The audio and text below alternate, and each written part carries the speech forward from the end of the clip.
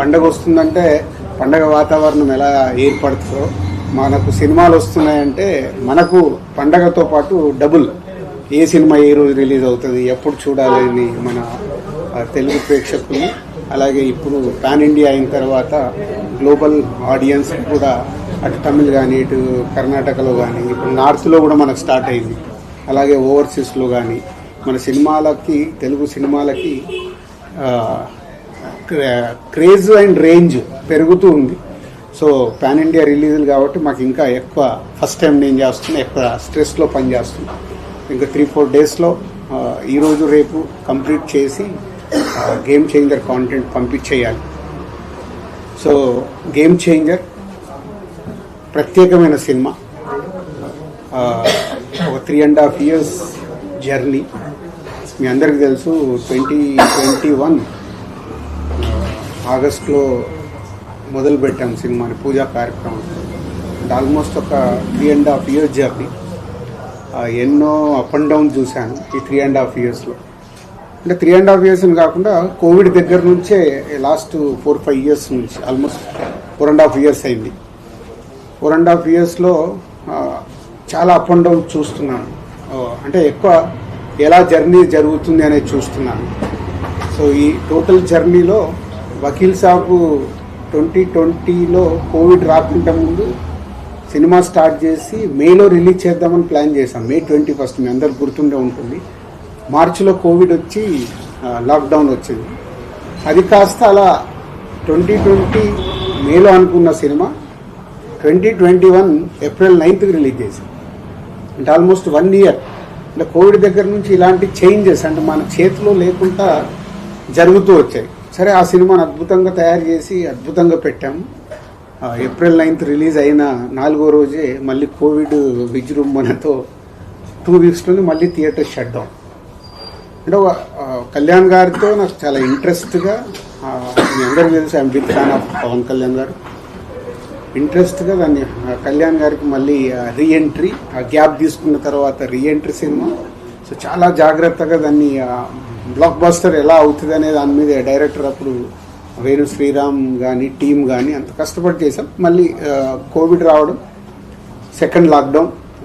So ఇక్కడ cinema release చేసేసి ఒక 1 week తర్వాత 1 month నేను యూఎస్ వెళ్ళిపోయాను. అంటే ఆ డిసప్పాయింట్ కావచ్చు, ఐ వాంట్ బ్రేక్ అవ్వచ్చు ఆ టైంలో. అలా వకీల్ సాబ్కి, దాని తర్వాత వారిసు చేసాం తమిళ్ తలపతి విజయ్ గారితో. అది తమిళ్లో తీసాం కాబట్టి తమిళ్ సినిమా అయిపోయింది. అంటే దిల్ రాజు గారికి తెలుగులో దాని ద్వారా రావాల్సినంత రాలేదు కానీ తమిళనాడులో. తర్వాత బలగం చేసాం. బలగం అయితే మీ అందరికీ తెలుసు, ఇట్స్ అ బిగ్ అప్రిషియేషన్. ఆ సినిమా కూడా ఏమైంది, సో అది తెలంగాణ నేటివిటీలో చేయడం వల్ల తెలంగాణ బ్యాక్డ్రాప్లో సినిమా కాబట్టి తెలంగాణలో దానికి 100కు 100 మార్కులు వస్తే అదర్ దగ్గర 70-80% వచ్చాయి. అంటే నాట్ మళ్ళీ యూనివర్సల్గా కొట్టలేకపోయాను. ఇలా నన్ను నేను అనాలిసిస్ చేసుకుంటూ ఉన్నాను లాస్ట్ 3.5 yearsలో జరుగుతున్న జర్నీలో. సో ఇలా కొన్ని సినిమాలు రిజల్ట్ రాలేదు. సో రిజల్ట్ రానప్పుడు అక్కడ వరకు నాకు బాధలేదు. ఫ్యామిలీ స్టార్ రిలీజ్ అయ్యాక రిలీజ్ రోజు నా గ్రాండ్ సన్ ఫోన్ చేశాడు. వాడికి మరి ఎలా చెప్పారో ఏంటో తెలియదు, తాత చాలా అప్సెట్లో ఉన్నావంట, నువ్వు అప్సెట్ అవ్వకు, ఎందుకంటే నీ చేతిలో గేమ్ చేంజర్ ఉంది, నువ్వు గేమ్ చేంజర్ కొడతావని. It's emotional moment for me. ఏంటి వీడు కూడా ఫోన్ చేసి, ఏజ్ ఇస్ 7 years బాయ్, నా గురించి ఇంత కన్సర్న్గా ఉన్నాడు అన్న తర్వాత నాలో మళ్ళీ ఒక చేంజ్ తీసుకున్నాను. నోను, ఒక 7 years బాయ్ కూడా అడుగుతున్నాడు ఇలా అంటే ఏంటి, ఎక్కడ ఇన్స్పైర్ అవ్వాలి. సో సినిమాలు మళ్ళీ పాత రోజుల్లాగా నేను ఎక్కడ మిస్ అవుతున్నాను, ఎలా పట్టుకోవాలి అని ఒక టార్గెట్ స్టార్ట్ అయింది. నాట్ ఓన్లీ ఆరాంష్ వాడి పేరు, మై గ్రాండ్ సన్ పేరు ఆరాంష్ అని కాదు, చాలామంది ఏమైంది సార్ మీడియా మిత్రుల్లో ఉన్నా, మీ సినిమాలు రావట్లేదు, మీకు రిజల్ట్ వస్తలేవు, దిల్ రాజు జడ్జిమెంట్ అయిపోయిందా, ఇలా రకరకాలుగా శ్రేయభిలాషులు మాట్లాడడం కావచ్చు, ఇండైరెక్ట్గా మాట్లాడడం కావచ్చు, చెవున పడుతూ ఉంటాయి. ఆ టైంలో నాకు ఒక ఫియర్ స్టార్ట్ అయింది. అరే నిజంగా నా జడ్జిమెంట్ పోయిందా, నిజంగా ఇంకా నేను రైట్ సినిమాలు ఇవ్వలేనా, లేదు కాంబినేషన్కి వెళ్ళిపోవాలా. ఇలాంటి టైంలో ఒకరోజు అనిల్ రావిపూడి కూడా ఇట్లా నా క్లోజ్ ఉండే డైరెక్టర్స్తో కాన్వర్సేషన్ స్టార్ట్ అయ్యింది. సార్ ముందు ఉన్నదానికి ఇప్పటికీ నాలో ఏదో తేడా కనిపిస్తుంది, మీ అబ్జర్వేషన్ ఏంటి నా క్లోజ్ ఉన్న వాళ్ళని. లేదు సార్ మీరు సేమ్ చేస్తున్నారు. లేదు సేమ్ చేస్తే నా ఈ రిజల్ట్ ఇంకా చేంజ్ కాకూడదు, ఎక్కడో ఏదో. మా శిరీష్ గారు ఇక చెప్తూనే ఉంటారు, లేదు నువ్వు ఓవర్లోడ్ అవుతున్నావు, ఓవర్లోడ్ వల్ల యు ఆర్ నాట్ కాన్సన్ట్రేటింగ్. న్యాచురల్గా పనులు పెరిగినప్పుడు వర్క్ స్ప్లిట్ అయిపోతుంది కదా ఎవరికైనా. నా పరిస్థితి కూడా అలాంటిది. లేదైతే I want is a streamline, దేనికి ఎలా చేయాలి అని. సో ఎప్పుడు ఇక్కడ సినిమా ఫీల్డ్లో సక్సెస్ ఉంటేనే వాల్యూ ఉంటుంది, అది ఎవరికైనా. మనం ఎప్పుడు కూడా చూస్తూనే ఉన్నాం, సక్సెస్ లేకుంటే వాల్యూ ఉండదని కాదు, సక్సెస్లో ఉన్నప్పుడు ఉండే వాల్యూ సక్సెస్లో లేనప్పుడు మనం మెల్లిగా డ్రాప్ అవుతున్న కొద్దీ మన పైన ఫ్రీగా ఉన్నాడు పిలుద్దామని పిలుస్తారు తప్పితే ఎమోషన్తో పిలవాలి ఎక్కడికైనా పిలవాలంటే. సో అక్కడ నాకు ట్రిగ్గర్ అయింది, లేదు ఇప్పుడు చేతిలో ఏం సినిమాలు ఉన్నాయి, ఈ సినిమాలకి రిజల్ట్ ఎలా తెచ్చుకోవాలి. అలాంటి టైంలోనే శంకర్ గారి ఇండియన్ 2 రిలీజ్ అవ్వడం, ఇండియన్ 2 రిలీజ్ అయ్యి రిజల్ట్ మనందరికి తెలిసిందే. సో అక్కడి నుంచి శంకర్ గారి మీద కూడా ఇంకా శంకర్ గారి దగ్గర నుంచి వస్తున్న గేమ్ చేంజర్ ఎలా ఉంటుంది, ఎక్కడ కూడా సినిమా పైన ఒక ఇంట్రెస్ట్, ఒక హీరో గారు తప్పితే ఇంట్రెస్ట్ క్రియేట్ చేయలేకపోతున్నాము. బయట కూడా శంకర్ గారు ఏం చేస్తారండి, ఇప్పుడు ఇక రాజు గారు కూడా జడ్జిమెంట్ ఎలా ఉంది చూస్తున్నాం కదా, ఈ సినిమా ఎలా ఉంటుంది, ఏం వర్క్ అవుతుంది, రకరకాల వింటూ ఉన్నాను. సో వింటూ ఓన్ చేసుకుంటూ, లేదు ఈ సినిమా ఏది నమ్మాను, శంకర్ గారు కథ చెప్పినప్పుడు 4 years బ్యాక్ ఏమి బిలీవ్ చేశాము, అది ఉందా సినిమాలో, అది డెలివరీ చేస్తున్నామా అనే దాని మీదనే నంబర్ ఆఫ్ టైమ్స్ డిస్కషన్ పెట్టుకొని శంకర్ గారితో కూడా మాట్లాడుతూ, జనరల్గా మీ అందరికీ తెలుసు శంకర్ గారు ప్రొడ్యూసర్స్కి అంత యాక్సెస్ అనేది సినిమా విషయంలో, క్రియేటివిటీ విషయంలో ఏ పెద్ద డైరెక్టర్ కూడా ఇవ్వరు. సో బట్ నేను అప్రోచ్ అవుతూ ఎప్పటికప్పుడు, సార్ మీరు చెప్పిన కథ ఇది, మళ్ళీ మీరు చెక్ చేసుకుంటూ ఉండండి, ఈ సినిమా రిజల్ట్ మీకు నాకు చాలా ముఖ్యం, హీరో గారికి ఎలాగో ముఖ్యం, RRR తర్వాత వస్తుంది కాబట్టి ఆయనకు ముఖ్యమే. సో వెరీ ఇంపార్టెంట్ ఫిలిం అని వర్క్ చేస్తూ ఎస్ కమ్బ్యాక్గా వస్తుంది. నేను ఇప్పుడు ఓన్ చేసుకుంటున్నాను, yes it's a comeback film for me after long time. Telugu స్టేట్స్లో ఏ రకంగా తీసుకున్నా లాట్ ఆఫ్ విజిల్స్ కొట్టే మూమెంట్స్ ఉంటాయి.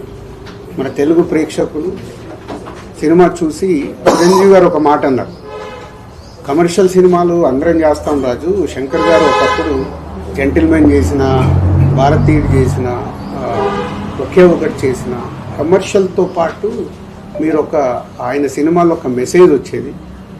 నీ దగ్గరికి కూడా చాలా సినిమాలు నువ్వు ఫ్యామిలీలో తీసిన, యూత్లో తీసిన ఒక మెసేజ్, అంటే కమర్షియల్గా ఉంటూనే ఒక సినిమాలో ఒక వాల్యూతో ఇచ్చేవారు.